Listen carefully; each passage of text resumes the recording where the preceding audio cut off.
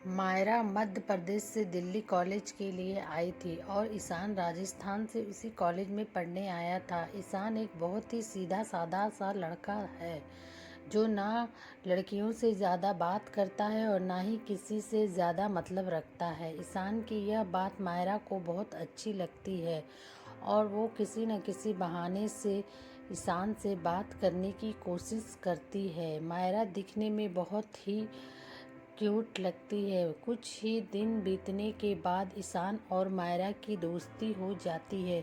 ईशान धीरे धीरे मायरा को पसंद करने लगता है। दोनों दिन भर कॉलेज में बातें करते, अपने हर बातें लाइक डिसलाइक को शेयर करते और कुछ समय में बहुत ही पक्के दोस्त बन जाते हैं। ईशान की ज़िंदगी में पहली कभी कोई लड़की आई नहीं थी, जबकि मायरा के पहले कई दोस्त थे और वह सबसे बात भी करती है।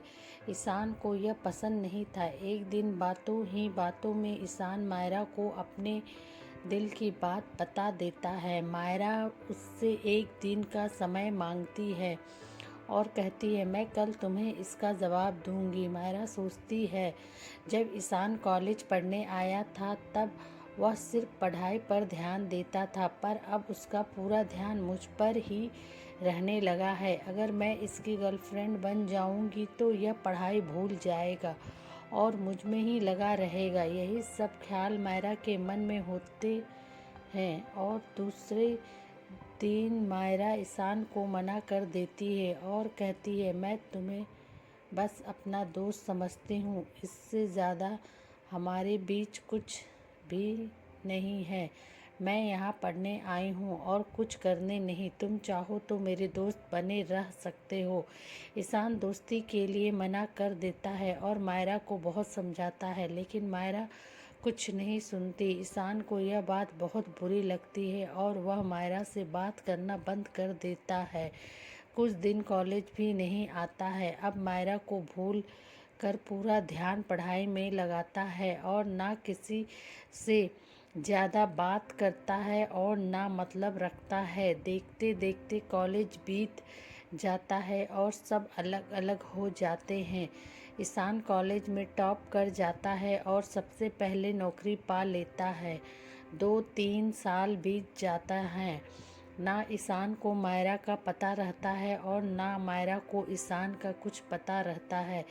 ईशान अपनी कंपनी छोड़कर एक नई कंपनी में ज्वाइन करता है, जिसमें उसकी पोस्ट पहले से बहुत अच्छी और पगार दुगनी रहती है। जब ईशान पहले दिन ऑफिस जाता है तो उसे पता चलता है मायरा इस ऑफिस में उसकी जूनियर है। वह उस पर बिल्कुल भी ध्यान नहीं देता है और काम में ही लगा रहता है।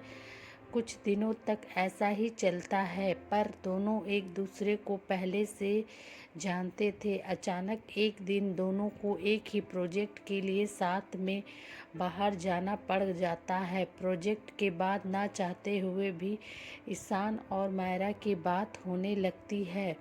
मायरा ईशान को समझाती है, आखिर उसने उसको मना क्यों किया था। ईशान को मायरा की बात समझ आ जाती है और दोनों में गहरी दोस्ती फिर से हो जाती है। पूरे ऑफिस में दोनों की दोस्ती के चर्चे होने लगते हैं।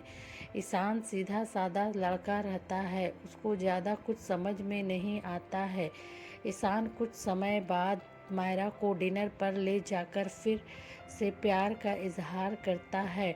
मायरा इस बार ईशान से मना नहीं करना चाहती, पर उसके पास कोई चारा नहीं है, क्योंकि कुछ ही दिनों में उसकी शादी होने वाली रहती है।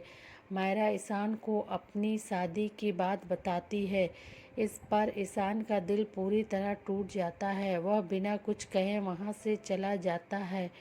मायरा रात में सोचती है कि ईशान से अच्छा लड़का मुझे कभी नहीं मिलेगा। वह फैसला करती है कि कल ईशान को हाँ कर दूंगी और मम्मी पापा को ईशान से शादी के लिए मना लूँगी। जब दूसरे दिन मायरा ऑफिस जाती है तो उसको पता चलता है कि ईशान ऑफिस छोड़कर चला गया और दोबारा कभी कंपनी में नहीं आएगा। जाते जाते अयान मायरा को एक खत लिख जाता है, जिस दिन से मैंने तुम्हें देखा है उसी दिन से मैं तुमसे बहुत ही ज़्यादा पसंद करने लगा हूँ मायरा। मैं तुम्हें अपनी ज़िंदगी में कभी नहीं भूल पाऊँगा। तुम जहाँ भी रहो, जिस किसी के साथ रहो, खुश रहो। अब इस जीवन में इस दर्द के साथ ही ज़िंदा रहूँगा। मैंने हमेशा तुमसे प्यार किया है और केवल प्यार ही किया है। तुम मेरी ज़िंदगी में आने वाली सबसे पहली और आखिरी लड़की हो। अब ना मेरी ज़िंदगी में कोई आ सकती है और ना ही मैं किसी को आने दूँगा। मैं बस अब तुम्हारी यादों के सहारे अपनी पूरी ज़िंदगी गुज़र लूँगा। आज के बाद मैं पूरी ज़िंदगी तुम्हें कभी अपनी शक्ल तक नहीं दिखाऊँगा। बस ऊपर वाले से यही दुआ करता हूँ, तुम जहाँ भी रहो खुश रहो, और शादी के लिए बहुत बहुत शुभकामनाएं। मायरा ईशान को खोजने की बहुत कोशिश करती है, पर कई साल के बाद भी उसका ईशान नहीं मिलता और वह अपने माँ बाप की पसंद के लड़के के साथ शादी कर लेती है। इस तरह दोनों हमेशा हमेशा के लिए एक दूसरे से बिछड़ जाते हैं और अपनी अपनी दर्द के साथ ज़िंदगी व्यतीत करते हैं। दोस्तों, लाइफ कैसा भी चल रहा हो, कुछ फैसले सोच समझ कर लेना चाहिए। अगर कोई गलत फैसला ले लिया तो पूरी ज़िंदगी खराब हो सकती है, अपनी भी और दूसरों की भी। दोस्तों, अगर आपको ये कहानी अच्छी लगे तो कमेंट करके ज़रूर बताएं कि आपको ये सैड लव स्टोरी आपको कैसी लगी। अगर अच्छी लगी हो तो अपने दोस्तों के साथ ज़रूर शेयर करें। धन्यवाद।